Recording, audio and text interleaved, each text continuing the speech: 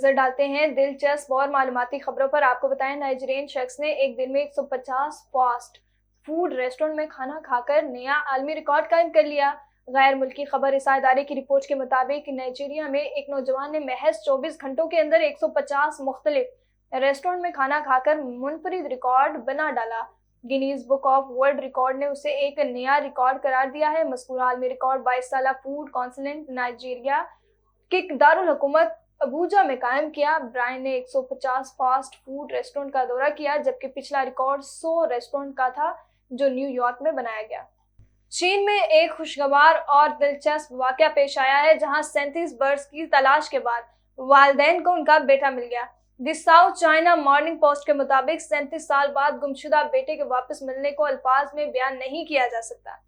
1986 में पैदा होने वाले उस शख्स को उसकी दादी ने किसी को पालने के लिए दिया था।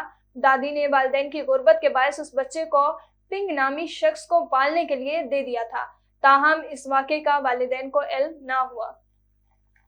और आपको बताएं, खालिद बिन मोहसिन वो शख्स है जिसे कभी दुनिया का सबसे मोटा हयात फर्द करार दिया जाता था, मगर उसने अब खुद को हैरत अंगेज हद तक बदल लिया है और 542 किलोग्राम वजन कम करने में कामयाब रहा।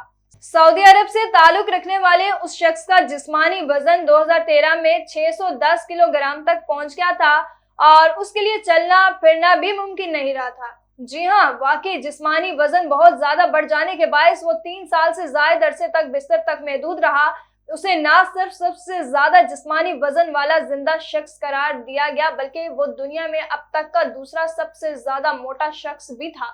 जिस्मानी वजन बढ़ जाने से उसकी हालत इतनी ज्यादा खराब हो गई थी कि बुनियादी जरूरियात पूरी करने के लिए वो घर वालों और दोस्तों पर इन्हिसार करने पर मजबूर हो गया था।